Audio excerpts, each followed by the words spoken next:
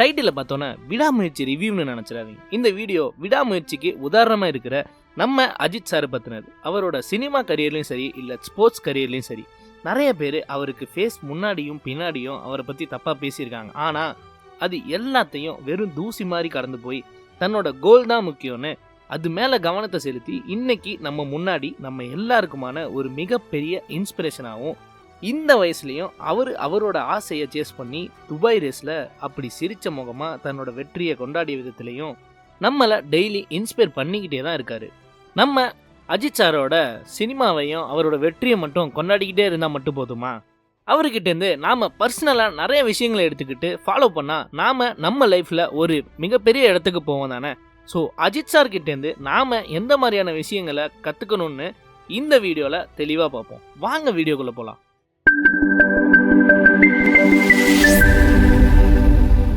Fashion and dedication. Ajith sir எப்பவும் என்ன நடந்தாலும் சினிமாலையும் சரி இல்லை மோட்டார் ஸ்போர்ட்ஸ்லேயும் சரி அதுக்காக எப்பவும் தன்னோட 100% கொடுத்துக்கிட்டே இருப்பார்.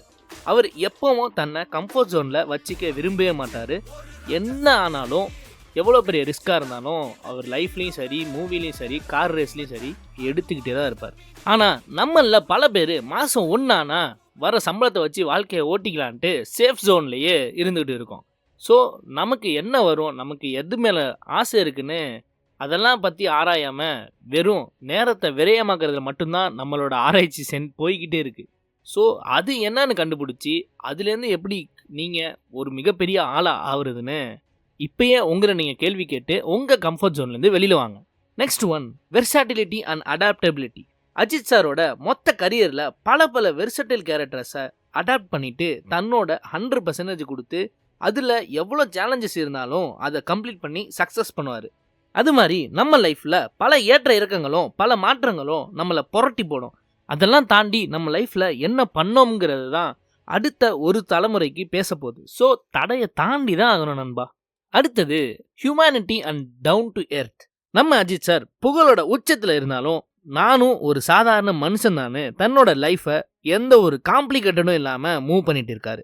ஈவன் பலருக்கு ஹெல்ப் பண்ணுறதுலேருந்து ஃபேன்ஸ் கிட்ட பேசுகிற வரைக்கும் எல்லாமே ரொம்ப லைட் ஹார்ட்டடாக கொண்டு போயிட்டு இருக்காரு.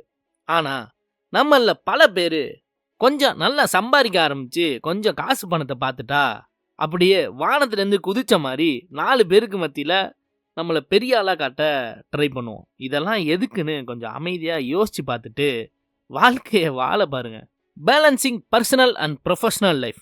நம்மள பல பேர் இன்க்ளூடிங் மீ வேலைன்னு ஃபேமிலிக்கும் நம்மளை சார்ந்தவங்களுக்கும் டைம் ஒதுக்க டைம் இல்லாமல் ஓடிட்டு இருக்கோம். ஆனால் அஜித் சாரை கொஞ்சம் கவனித்து பார்த்தீங்கன்னா எல்லாத்துக்கும் ஈக்குவல் டிவைண்டரை கொடுத்து எல்லாத்தையும் ஸ்மூத்தாக ஹேண்டில் பண்ணிகிட்டு இருப்பார். ட்ராவல், ஃபேமிலி, சினிமான்னு எல்லாத்துலேயும். நாம் இனிமேலாவது ஒரு சைடு மட்டும் நேரத்தை அதிகமாக ஸ்பெண்ட் பண்ணாமல் நம்மளோட டயத்தை எப்படி பயன்படுத்தணும்னு நாம் தெளிவான ஒரு முடிவு எடுப்போம். Next one, over coming challenges. நம்ம எல்லாரும் நல்லா நோட்டீஸ் பண்ணியிருப்போம் இல்லை கேள்விப்பட்டிருப்போம். அஜித் சார் இந்த மூவி அப்போ இந்த ரேஸில் ஆக்சிடெண்ட் ஆகி பாடியில் பிளேட் வச்சுருக்காங்க, ஸ்டிச்சஸ் இருக்குது, ஆப்ரேஷன் பண்ணியிருக்காங்கன்னு நிறைய கேள்விப்பட்டிருக்கோம். ஆனால் அது எல்லாத்தையும் தாண்டி அந்த மனுஷன் எழுந்து நின்று ஏதோ பாரு நான் திரும்பி எந்திரிச்சு ஓட ஆரம்பிச்சிட்டேன்னு சிரிச்சிட்டு வாழ்க்கையில் அடுத்த சந்தோஷத்தை அனுபவிக்க போய்கிட்டே இருக்காரு. அப்படியே திரும்பி நம்மளை பார்த்தா ரிலேஷன்ஷிப்பில், ஒர்க்கில், லைஃப்லன்னு எல்லாத்துலேயும் ப்ராப்ளத்தை ஃபேஸ் பண்ணிவிட்டு அதை எப்படி ஹேண்டில் பண்ணணும்னு தெரியாமல் சூசைட் தாட், கெட்ட பழக்கத்துக்கு அடிமையாகிறதுன்னு நாம் நம்மளை அழிச்சிக்க தான் ட்ரை பண்ணுறோமே தவிர அதுலேருந்து மீண்டு வர என்ன பண்ணணும்னு யோசிக்கிறதே இல்லை. இதுக்கு மேலே ஆச்சும் அழுது காயப்படுத்தி கஷ்டப்படாமல் தெளிவாக முடிவெடுங்க உங்கள் கோலை எப்படி ரீச் பண்ணுறதுன்னு. Next one, continuous learning and improvement. ஆமாம், மனுஷனுக்கு இத்தனை வயசாகுது ஆனால் கார் பற்றி படிக்கிறாரு, ட்ரோன்ஸ் பற்றி படிக்கிறாரு, அதில் அந்த ஸ்டூடெண்ட்ஸ்க்கு ட்ரைனிங் கொடுக்குறாரு. இன்னும் நமக்கு தெரிஞ்சும் தெரியாமலையும் நிறைய இருக்குது. ஆனால் நாம் ஜஸ்ட்டு வெறும் காலேஜ் மட்டும் கம்ப்ளீட் பண்ணிவிட்டு அடுத்த மாதமே 1 lakh சேலரி வேணும்னு கனவுல வெளியில் வருவோம். ஆனால் எதுவும் கிடைக்காம எப்பவும் போல் நம்ம சொசைட்டியையும் காலேஜையும் குறை சொல்ல ஸ்டார்ட் பண்ணிடுவோம். ஆனால் நல்லா செக் பண்ணி பார்த்தீங்கன்னா நாம் நம்மளுக்கு தேவையான ஸ்கில்லை டெவலப் பண்ணாமலே இருப்போம். ஸோ உங்கள் கோலுக்கு தேவையான ஸ்கில் உங்ககிட்ட இருக்கான்னு பாருங்கள். இல்லைன்னா அதை கற்றுக்கோங்க. அது மூலமாக ஒன்று கிடைக்கும். அதோடையும் விட்டுறாமல் அடுத்து என்னன்னு உங்களை செல்ஃப் மேட் பண்ணிக்கிட்டே இருங்க. சார் சொன்ன மாதிரி துணிவே துணைன்னு உங்கள் மேலே நம்பிக்கை போட்டு விடாமுயற்சியோட உங்கள் வாழ்க்கையை வாழ்ந்து பாருங்கள். நீங்கள் நான் சொன்னது இல்லாமல் வேறு ஏதாச்சும் சார்கிட்டேருந்து இன்ஸ்பயர் ஆகியிருந்தா மறக்காமல் கமெண்ட்டில் மென்ஷன் பண்ணுங்கள். கூடவே எப்பவும் போல் லைக் அண்ட் சப்ஸ்கிரைப் பண்ணிட்டு போயிருங்க.